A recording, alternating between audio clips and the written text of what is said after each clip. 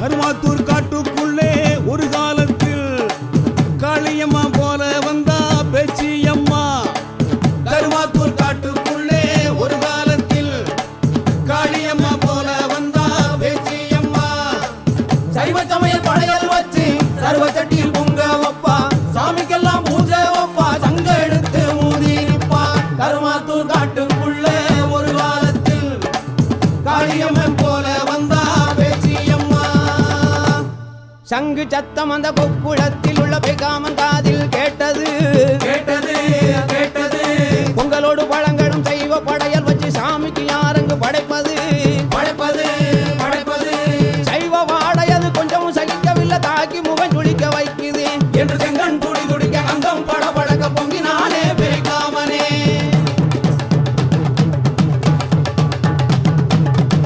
மாட்டு குடல் எடுத்து மாலையாக போட்டுத்தான் பேச்சியம்மா இடத்துக்கு அவன் வந்தானே. மாட்டு குடல் எடுத்து மாலையாக போட்டுத்தான் பேச்சியம்மா இடத்துக்கு அவன் வந்தானே. நானாளும் பகுதியில என்னென்னமோ சத்தம்தான், நீ எழுப்பும் சத்தம் எல்லாம் துத்தம்தான். சத்தத்தாலே நேத்து பூரா தூங்கல, உங்க சங்கு சத்தம் கொட்டு சத்தம் தாங்கல. 7 நாளில் இங்கு இருந்து கிளம்பணும், அட இல்லாவிட்டா நீங்கள் எல்லாம் புலம்பணும்.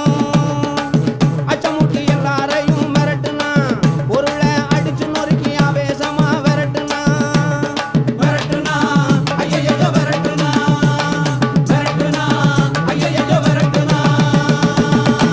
அன்ன கொடிச்சி அழகுமயில் பேச்சியம்மா தன்னந்தனியே வாடுறவ கண்ணான கழுவநாதன் கண்டு மனம் கலங்கி நின்று அவன் உள்ளங்கை ரேகைய ஊடுருவி பார்த்துட்டான், புறங்கை ரேகைய புரட்டி புரட்டி பார்த்துட்டான்.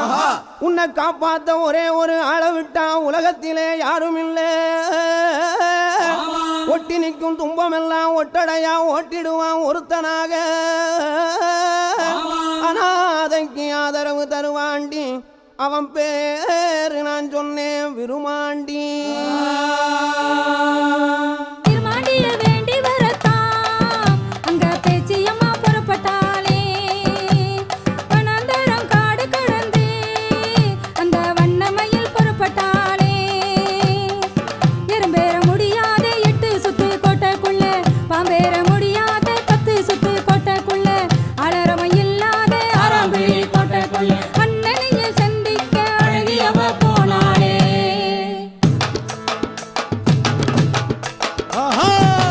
விவரம் கேட்டு விருமாண்டி வீரம் கொண்டு பொங்கி எழுந்தானே. கன்னி பொண்ணு கதை கேட்டு கண்ணு செவந்திட எழுந்தானே. பெத்த புள்ள துயரம் கேட்டு பெத்தவங்க துடிப்பது போல் பெருமுழுதி புயல் அடிக்க பெய்காமனும் இருக்கும் இடம் பிரமாண்டம் கிடுகிடுக்க விருமாண்டியும் வந்தானே வந்தானே வந்தானே வந்தானே.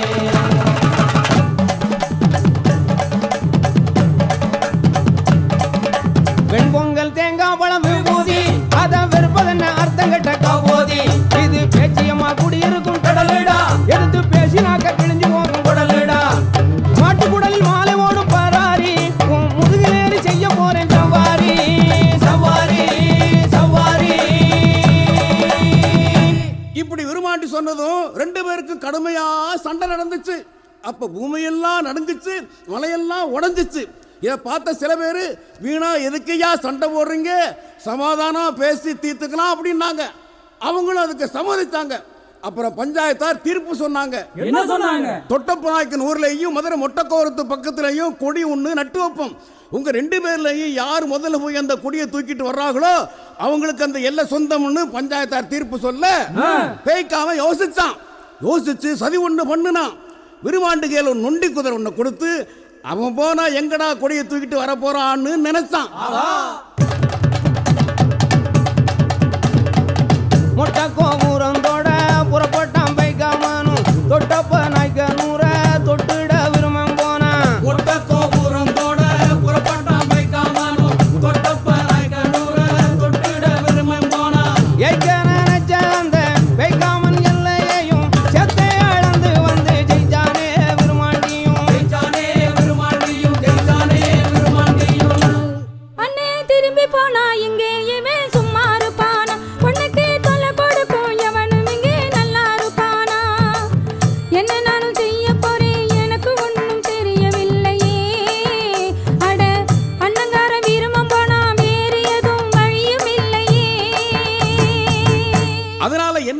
யோசிச்சு ஒரு தந்திரம் பண்ணுனா பேச்சி அம்மா. என்ன செஞ்சா?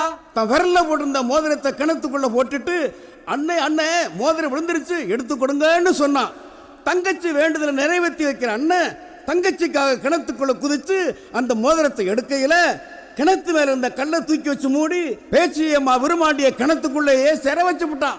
என்ன தங்கச்சி, உனக்கு உதவி பண்ண வந்த எனக்கு இதுதான் நீ காட்டுற நன்றியான்னு விருமாண்டி கேட்க பேச்சியம்மா யோசிச்சு தினந்தனம் அண்ணனுக்கு பூஜை பண்ண சூலி பொண்ணும் சூலி மாடும் கொடுக்க நம்மளால முடியுமா?